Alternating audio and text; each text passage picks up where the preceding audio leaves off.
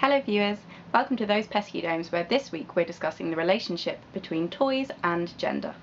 So in some ways, the toys I played with when I was little reflected typical stereotypical assumptions, about what girls' toys were. So, I had Barbies, I had toy babies, I had lots of toy fluffy animals. I used to really love Sylvanian animals, but also I played with a lot of what were probably stereotypical boys' toys. So I had a lot of gadgety toys. I used to really like sort of like adventure games where you got to be like the hero. I really liked Zombinis. I don't know if you've ever played that. It's like a computer game for kids which encourages like logical thinking skills. So perhaps the things I played with as a child didn't fit into stereotypical like girls' toys. And the same absolutely can be said of boys. Not all boys want to run around kicking footballs. I'm going to read you a little bit from Living Dolls, The Return of Sexism by Natasha Walters.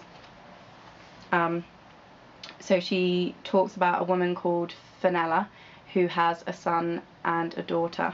Her son, a 6-year-old who prefers dolls to cars and ballet to football. This is a generation in which many boys are encouraged into a stereotyped masculinity at an early age. For those who resist, life can be uncomfortable. He can't be accepted for who he is, Fenella says sadly. My husband says he will be teased at school if he behaves like this, and he reacts with absolute fury when he sees him being girlish, as he sees it. My son desperately wanted an aerial Barbie, so in the end I bought him one and told my husband it was a present from a friend. My son absolutely loved it, but one afternoon my husband cut all its hair off in an effort to try and make it a more suitable doll for a boy. It's pretty obvious to see that not all kids fit into the stereotyped gender roles that we've laid out for them, and attempts to bully kids into these roles, as you've just heard, can be really, really heartbreaking. I think that the way in which we stereotype toys and make certain things acceptable only for certain genders is doing a huge disservice to our children. Not only are we forcing them into these really stereotyped gender roles, which are really difficult to deal with even as adults, but we're also denying them, the sheer enjoyment and creativity that comes from childish play. It's pretty easy to see the difference between girls' toys and boys' toys as they're marketed. Sometimes when you grow up with something, it becomes really hard for you to actually see, if this makes sense. So I kind of had to take a step back before I did this and properly examine girls' toys and boys' toys, and just the amount of gender stereotyping in them and the proper hardcore segregation between things for girls and things for boys is just absolutely mind-blowing. It is ridiculous. If you want to categorise girls' toys, then pink is a really big element. There's a big focus on princesses at the moment, which I find a little bit odd. They don't seem to lead great, interesting lives. A lot of the focus on like Disney princesses and stuff mainly revolves around being pretty and finding a prince, which is just like this proper backwards like 50s gender stereotype that we're setting little girls up for, like look nice, find a husband, game over. Nurture features quite heavily in toys marketed to girls. So toy babies, things like that, toy animals, things like Animal Hospital, kind of teaching them already that a big part of femininity in our society is about looking after other people and managing other people's emotions and health. Fashion plays a really big part. We teach them about the importance of self-adornment really young through the use of things like Barbies and Brats, and you can get like just the Barbie heads where it's just all about you doing their hair and putting makeup on.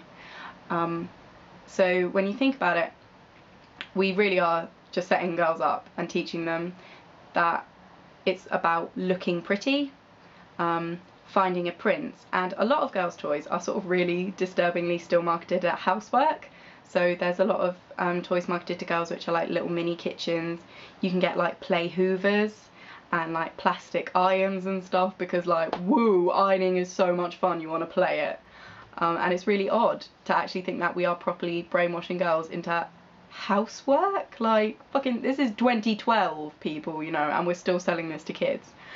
I also think there's been a really disturbing trend towards like sexualizing girls' toys. So there's been a lot of media controversy over selling like play stripper poles to children, which is just inappropriate and wrong on so many different levels.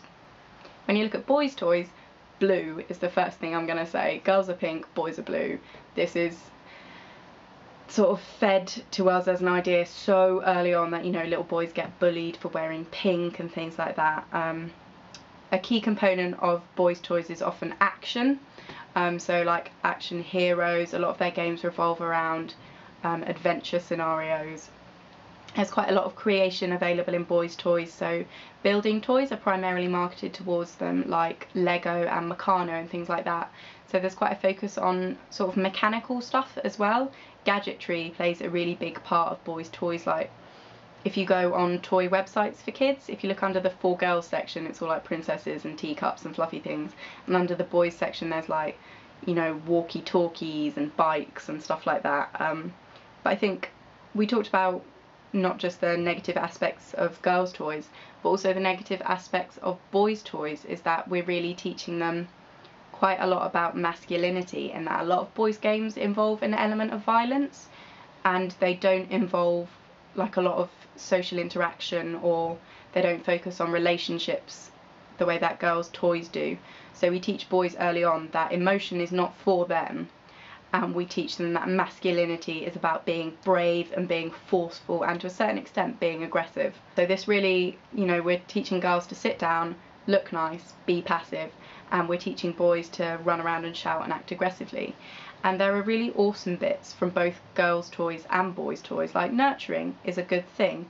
Creativity from the boys' toys is a really good thing, and that should be open to kids of all genders. But we really split things off in this really like diametric opposed way, which is so wrong. I think it's really important. One of the ways that we can try and counteract this is by having honest discussions with kids about the kind of toys they play with.